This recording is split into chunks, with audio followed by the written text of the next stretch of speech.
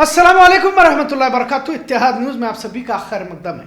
आज हम बच्चों में मोबाइल को लेकर जो खून खराबे की जहनीत उनके अंदर पैवस्त हो रही है उस पर बात करते हैं। 8वीं 9वीं और 10वीं के 3 स्कूली बच्चों ने कैसे उसी स्कूल में 10वीं में पढ़ने वाले निंगराज की चाकू से गोंद कर उसका कत्ल किया, उसकी जान ले ली। इस पर बात करते हैं, पर उस वारदात से पहले आज बेलगाम शहर में क्या अहम सरगर्मियां रही इस पर भी नजर डालते हैं। बेलगाम शहर में सरगर्मियां बढ़ती जा रही है। वाज़ा रहे कि इत्तेहाद न्यूज हकीकत पर मबनी खबरें ही आपके सामने पेश करने की कोशिश करता रहता है। जितने भी हमारे पास महदूद वसाइल है उस पर हम आपके सामने बात रखने की कोशिश करते हैं। कुछ लोगों को ऐसा लग रहा था कि हेड स्पीच पर जो एमएलए अभय पाटिल पर एफआईआर की गई थी, जो खबर डाले थे वो नहीं हुई है। पर अब जब हम आपके सामने खबर पेश कर रहे हैं, उचगांव जाकर काकती पुलिस ने पंचनामा कर एफआईआर की कार्रवाई को शुरू किया हुआ है। बहरहाल आज रात तक एफआईआर की कॉपी पहुंचाने की बात पुलिस थाने की जानिब से कही गई। इसके साथ एक और इत्तला बताना भी जरूर समझूंगा कि पीरवाड़ी दरगाह के नजदीक जो बैनर लगाया गया था, जिसे लेकर तनाव की बात हमने कही थी, पर बैनर की इजाजत दरगाह कमेटी के लोगों की जानिब से ही दी गई थी कि बात सामने आई हुई है। बहरहाल हमारी हमेशा कोशिश यही रही कि शहर में अमन कायम रहे, पर कुछ तंजीमें इदारे इसके बरक्स काम कर रही है। हेड स्पीच का जो मामला उचगांव में पेश आया था, वहां स्टेज पर और भी लोग थे और वहां जो जिम्मेदार डायस पर बैठे थे उनमें अक्सर लोगों ने अकलियती समाज के खिलाफ जहर उगलाए। अब यह तो इंतजामिया की जिम्मेदारी है या फिर पुलिस के खुफिया एजेंसी की जिम्मेदारी है, जिन्होंने भी देश के एकता अखंडता को नुकसान पहुंचाने की कोशिश की है। कार्रवाई होनी चाहिए, वरना किसी समाज को लेकर कुछ भी कहना आम होने लगता है। जैसा उमूमन कहा जाता है कि भारत एक गुलदस्ते की तरह है, मुख्तलिफ मजाहिब, जुबानों, तहजीबों को यह एक जगह पर पिरोया गया है और इसीलिए इस देश को सर्वधर्म समभाव की एक तस्वीर के तौर पर देखा जाता है। पर कुछ लोगों की जानिब से इस तस्वीर को दागदार करने की कोशिशें मुस्तकिल की जा रही है और तकरीबन नफरती गिरोह अगर कामयाब नजर आ रहा है, कहा जाए तो गलत ना होगा। पूरे मुल्क में एक तरह का खौफ नजर आ रहा है, जहां इंसान के दिगर मसाइल खत्म होने को तैयार नहीं, वहीं अमन शांति को नुकसान पहुंचाकर कुछ लोग अपना पल्लू सीधा कर रहे हैं। जैसे हमने पहले भी कहा कि भारत अलग तहजीबों का मुल्क है। हिंदू मुसलमानों को दोनों को इस मुल्क के दो आंखों की तरह देखा जाता है। खैर, मुसलमानों की जानिब से भी मजहबी इजलास किए जाते हैं, उसी तरह हिंदुओं की जानिब से भी किए जाते हैं। इसी तरह ईसाइयों की जानिब से अंजाम दिए जाते हैं। जैन, सिख, लिंगायतों के बड़े बड़े इजलास भी होते रहते हैं। जाहिर है सभी को इजाजत भी है और इसी को हमारा लोकतंत्र कहा जाता है। पर ये क्या बात हुई कि आप हिंदू एकता या हिंदू सभा या फिर सकल हिंदू समाज, हिंदू जन आक्रोश, इस तरह अलग अलग नामों से सभा का आयोजन किया तो जाता है, पर बजाय अपने धर्म के किसी और धर्म को भला बुरा या गाली देने में ही इनके पूरे इजलास का गोया मकसद लगने लगता है। बेलगाम में भी इस तरह के इजलास इससे पहले भी हुए हैं, अभी भी रखे जा रहे हैं। लिहाजा इंतजामिया को चाहिए कि जो भी समाज है सिर्फ अपने ही समाज पर बात करे, अपने धर्म का प्रचार प्रसार करते रहे, क्योंकि भारत का संविधान इसकी इजाजत देता है और यही हमारे लोकतंत्र की खूबसूरती है। पर देखने में मिल रहा है कि एक नाम से सभा का इजलास का एहतमाम तो किया जाता है, पर दूसरे समाज को गालियां ही ज्यादा दी जाती है, बदला लेने की तक बातें कही जाती है। इस मुल्क शहर का अमन बरकरार रखना हो तो दूसरे समाज की कदर इज्जत करनी होगी। सिर्फ गालियां देने से कोई समाज छोटा या बड़ा नहीं होता।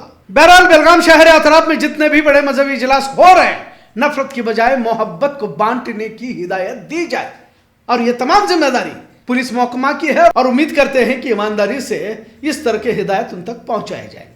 खैर, हम जिस मौजू की बात हमने शुरुआत में कही थी उस तरफ पलटते हैं। बेलगाम से करीब 100 किलोमीटर दूरी पर एक दिल दहला देने वाली वारदात पेश आई। आज जिस खबर का तस्करा कर रहे हैं, इसे सिर्फ खबर के तौर पर ना देखा जाए, बल्कि इसे एक नसीहत और सबक के तौर पर भी ले सकते हैं। बच्चे स्कूल कॉलेज तो जा रहे हैं, पर जहनीत किस कदर तशद्दुद में तब्दील हो रही है। कम सीन उम्र के बच्चे खून खराबे को आसान खेल समझ बैठे। अभी 2 दिन पहले बेलगाम में भी स्कूल के आपसी झगड़े में सर पर ही बोतल मार दी, जिससे 8वीं क्लास में पढ़ने वाला इब्राहिम आगा शदीद जख्मी हुआ। खैर, इन तमाम मामलात को अब नजरअंदाज करने का वक्त नहीं रहा। कुछ बच्चों के बैग में चाकू जैसे हथियार भी पाए जा रहे हैं। खैर, पहले कुंदगौर की उस वारदात का जिक्र करते हैं, जिससे अंदाजा हो जाता है कि बच्चों की ज़हनियत किस तरह की हुई है और किस दिशा में नौजवान नस्ल जा रही है। बच्चों को लेकर माँ बाप ख्वाब देखते रहते हैं। अपने आप के खर्चों को कम करके बच्चों पर खर्च किया जाता है, ताकि यह पढ़ेगा लिखेगा और गरीबी को दूर करेगा, अफसर बन जाएगा वगैरह। पर क्या हकीकत में ऐसा होता भी है? बहरहाल 8वीं 9वीं 10वीं के 3 पढ़ने वाले बच्चों ने अपने ही दोस्त का, यानी 10वीं में पढ़ने वाले निंगराज का कत्ल कर दिया। जो निंगराज अपने पीठ पर ख्वाबों का बस्ता लेकर स्कूल गया था, शाम को एक लाश में तब्दील हो चुका था। अक्सर स्कूलों में भी बहस अख्तलाफ होता है और ये आम बात है, पर किसी की जान लेने तक बच्चों की ज़हनियत पहुंचना वाकई शर्मनाक और इंसानियत के लिए भी सबक आमोज कही जा सकती है। आपसी मामूली रंजिश को 3 दोस्तों ने मिलकर चाकू से गोंद दिया और तड़प तड़प कर जान छोड़ रहे निंगराज को आंखों से देख रहे थे ताकि वो मर जाए। मतलब किस हद तक कमसीन उम्र में बेहिसी या खून खराबा रच बस गया हो।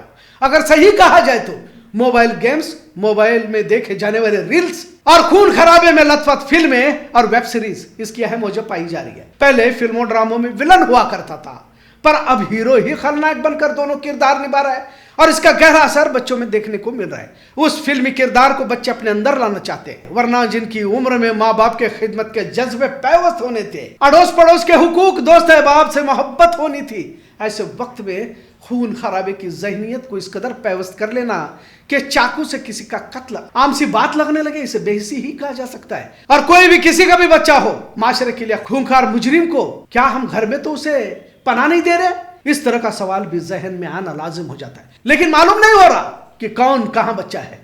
बच्चों के हाथों में मोबाइल छीनना होगा, किताबें हाथों में थामनी होगी। सिर्फ लड़कियों को लेकर फिक्र का मुजाहरा तो हो रहा है, वही दूसरी तरफ लड़कों की भी कैफियत ठीक नहीं है। मोबाइल गेम्स की लत में इस कदर मुलविस हो चुका है कि उस किरदार में अपने आप को वो देख रहा है। फिर गुस्सा, अपनी मनवाने की आदत, बहसें, तमाम हरकतें उस तरफ ही इशारा करती है। अब तीनों जेल में है और एक शमशान पहुंच चुका है। आखिर जो मर गया और 3 कातिल के घर वालों की क्या कैफियत होगी इसका अंदाजा नहीं लगा सकते। जरूरत है कि स्क्रीन टाइमिंग को कम करें। यकीनन बच्चे एडिक्ट हो चुके हैं, लेकिन किसी तरह दीन मजहब की बातें सुनाकर धीरे धीरे मोबाइल की नकली दुनिया से इन्हें बाहर निकाले, वरना क्या मालूम के घर में ही कोई कातिल पनप रहा हो और इसका एहसास ही हमें ना हो। आज का मौजू कैसा लगा इस पर जरूर कमेंट करें।